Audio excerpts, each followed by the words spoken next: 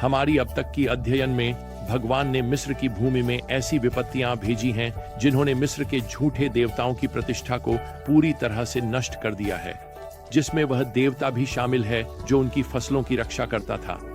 नील नदी का देवता जो पानी प्रदान करता था। मिस्र में लोग सूर्य देवता अर्मिये को मानते थे। इस्राएल का भगवान मिस्र और उसके देवताओं को झटका देने वाला है। उनका मुख्य देवता, जिसे खुद फिरौन द्वारा दर्शाया गया था, जीवन का अंतिम रक्षक होना चाहिए। तो अब इस्राएल का भगवान मिस्र और उसके देवताओं को एक अंतिम झटका देने वाला है। अब उस घटना पर पहुंचने से पहले मुझे यहां अध्याय 11 और श्लोक 1 में कथा को आगे बढ़ाने दें। भगवान ने मूसा से कहा, मैं फिरौन और मिस्र पर एक और विपत्ति लाऊंगा। इसके बाद वह आपको यहां से जाने देगा। जब वह आपको जाने देगा तो वह आपको पूरी तरह से भगा देगा।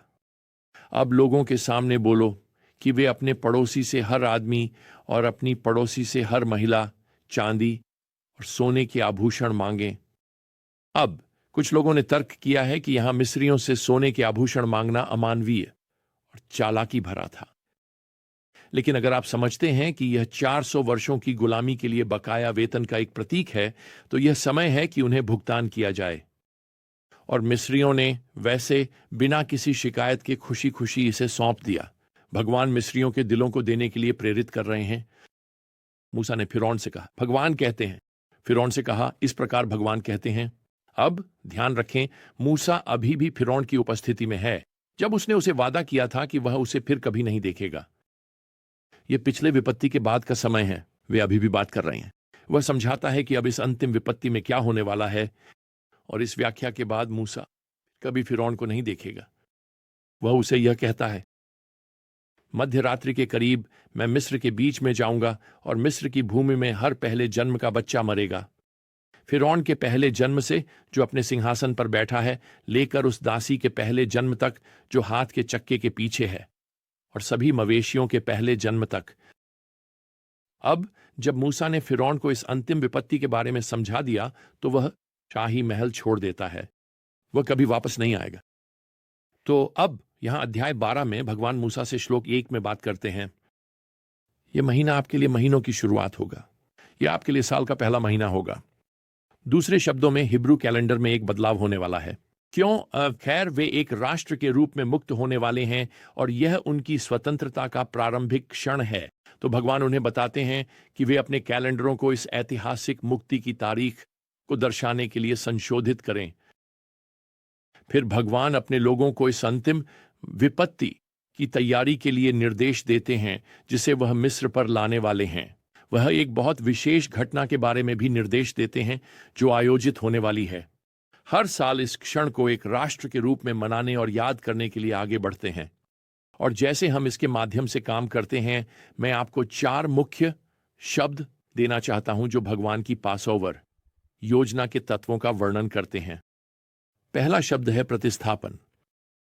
भगवान मूसा से यहां श्लोक 3 में कहते हैं, इजराइल की सारी सभा से कहो कि इस महीने के 10वें दिन हर आदमी अपने पिता के घरों के अनुसार एक मेमना लेगा, एक मेमना एक परिवार के लिए। और अगर परिवार के लिए एक मेमना बहुत बड़ा है तो वह और उसका निकटतम पड़ोसी व्यक्तियों की संख्या के अनुसार ले लेंगे। आपको मेमने के लिए अपने खाते को इस अनुसार बनाना होगा, हर कोई कितना खा सकता है। हमें यहां यह भी बताया गया है कि मूसा उन्हें 14वें दिन निर्देश देते हैं कि हर परिवार को शाम के समय मेमना मारना है। आप देखिए, इस मेमने का जीवन उनके जीवन के लिए एक प्रतिस्थापनात्मक बलिदान होने वाला है। और मुझे बताने दीजिए, उन्होंने इसका अर्थ आपके और मेरे आज समझने की तरह नहीं समझा। हम जानते हैं कि यह यीशु मसीह की प्रतिस्थापनात्मक मृत्यु का एक अद्भुत चित्र है, जो अंतिम निर्दोष मेमना है जो आपके और मेरे लिए मरने आया। अब इस विशेष पासओवर घटना में दूसरा शब्द है प्रतीकवाद। श्लोक 7 कहता है, फिर वे कुछ खून लेंगे और उसे उन 2 दरवाजों के खंभों और उन घरों के ऊपरी हिस्से पर लगाएंगे जहां वे इसे खाएंगे। अब लिंटेल व क्रॉस बीम है जो दरवाजे के ठीक ऊपर होता है। इजरायलियों को उस पूरे दरवाजे के फ्रेम पर मेमने का थोड़ा खून लगाना है। अब यहां श्लोक 8 में हम पढ़ते हैं कि इजरायलियों को उस रात मेमने का मांस खाना है, जिसे आग पर भुना गया है, बिना खमीर की रोटी और कड़वी जड़ी बूटियों के साथ। अब आग पुराने नियम में न्याय का प्रतीकात्मक चित्र है।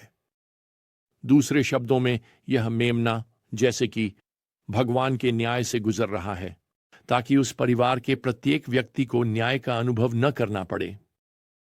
यह भी यीशु मसीह का एक और अद्भुत चित्र है। उन्होंने भगवान पिता के क्रोध का सामना किया। उन्होंने हमारे पाप और हमारी दोष के लिए जैसे कि भगवान के न्याय का सामना किया। यहां तीसरा शब्द है सुरक्षा। श्लोक 23 यह बताता है कि मेमने का खून दरवाजे के खंभों पर क्यों लगाया जाना है। क्योंकि प्रभु मिस्रियों को मारने के लिए गुजरेगा, और जब वह लिंटेल और 2 दरवाजों के खंभों पर खून देखेगा तो प्रभु दरवाजे को छोड़ देगा और वह विनाशक को आपके घरों में प्रवेश करने और आपको मारने की अनुमति नहीं देगा। भगवान मूल रूप से उस घर की रक्षा करने वाले हैं जो मेमने के खून से चिह्नित है। भगवान उस घर को नष्ट करने वाले हैं। उस घर पर कहने के लिए अपने पंख फैलाना, ताकि उसका पहले जन्मा व्यक्ति मृत्यु के देवदूत के न्याय से सुरक्षित रहे। तो यहां इस पहले पासओवर में, साथ ही इसके परिणाम स्वरूप होने वाले वार्षिक उत्सव में, हम यहां प्रतिस्थापन, प्रतीकवाद, सुरक्षा देख सकते हैं। और अब चौथी बात, हम समर्पण के तत्व को देखते हैं। हम यहां पद 24 में पढ़ते हैं, आप इस अनुष्ठान को अपने और अपने बेटों के लिए हमेशा के लिए एक नियम के रूप में मानेंगे। प्रियजनों, इस्राएल राष्ट्र आज तक पासओवर का उत्सव मना रहा है, और इसके साथ भगवान मिस्र में जाते हैं ताकि उन लोगों के लिए इस भयानक मृत्यु के वादे को पूरा कर सकें जो मेमने के खून से ढके नहीं हैं। हम यहां पद 29 में पढ़ते हैं, मध्य रात्रि में भगवान ने मिस्र की भूमि में सभी पहले जन्मों को मार डाला, फिरौन के पहले जन्मे से जो अपने सिंहासन पर बैठा था से लेकर उस बंदी के पहले जन्मे तक जो कालकोठरी में था, और सभी पशुओं के पहले जन्मे तक। ये मेरे लिए दिलचस्प है कि पुरातत्वविदों ने यह साबित करने वाले सबूत खोजे हैं कि अमीन आई का सबसे बड़ा बेटा, जो कि फिरौन है, इस समय के दौरान वह सबसे बड़ा बेटा कभी भी मिस्र में राज नहीं कर सका, जैसा कि प्रथा के अनुसार होता। इसके बजाय एक छोटे बेटे थुतमोस आईवी ने सिंहासन संभाला। अब इसके लिए कोई कारण मिस्री इतिहास में नहीं दिया गया है। उन्होंने दुर्भाग्यपूर्ण घटनाओं को रिकॉर्ड करने का इरादा नहीं किया, लेकिन हमारे पास इसका उत्तर यहां भगवान के शब्द में है। वह लड़का 10वें और अंतिम प्लेग में मरा। अंतिम विनाशकारी प्लेग ने मिस्र के पहले जन्मों की जानें ले ली हैं और इसका इच्छित प्रभाव पड़ा है। फिरौन नम्र हो गया, वह हिब्रू गुलामों को मुक्त करता है। वास्तव में मिस्री लोग इजरायलियों को अपनी भूमि छोड़ते हुए देखने के लिए इतने चिंतित हैं क्योंकि उन्होंने इन प्लेगों के कारण जो कुछ भी सहा है, वे उन्हें चले जाने की कामना कर रहे हैं। तो यहां पद 41 में हम पढ़ते हैं, 430 वर्षों के अंत में उसी दिन भगवान की सभी सेनाएं मिस्र की भूमि से बाहर निकली। बस एक पल के लिए कोशिश करो, बस पासओवर के पीछे की तर्क शक्ति के बारे में सोचने की कोशिश करो। मानव दृष्टिकोण से ऐसा लगता है कि कोई नहीं है। एक मेमना लो, उसे मारो और खाओ। अपने घरों के दरवाजों के चौखट पर इसका खून लगाओ। क्यों ना बस यह आदेश दिया जाए कि एक मेमना सामने के बरामदे पर रख दिया जाए, या क्यों ना कहा जाए कि एक मेमने की नकल करो, तुम जानते हो, विनम्र और शांत बनो। आप देखिए, भगवान की परिपूर्ण योजना में वह हमारे लिए उद्धार का एक चित्र प्रस्तुत कर रहा है। यीशु ने अपना खून बहाया, हमारे स्थान पर एक प्रतिस्थापन के रूप में मरे, और जब हम उस पर विश्वास करते हैं और जैसे कि विश्वास के द्वारा उसके बहाए हुए खून को अपने दिलों पर लगाते हैं तो हम बचाए जाते हैं। हम पाप के दोष और भगवान के न्याय से सुरक्षित हैं। तो इसके साथ आज के लिए हमारे पास समय खत्म हो गया है। अगली बार तक प्रभु यीशु मसीह की कृपा, भगवान का प्रेम और पवित्र आत्मा की संगति आप सभी के साथ रहे। आमीन।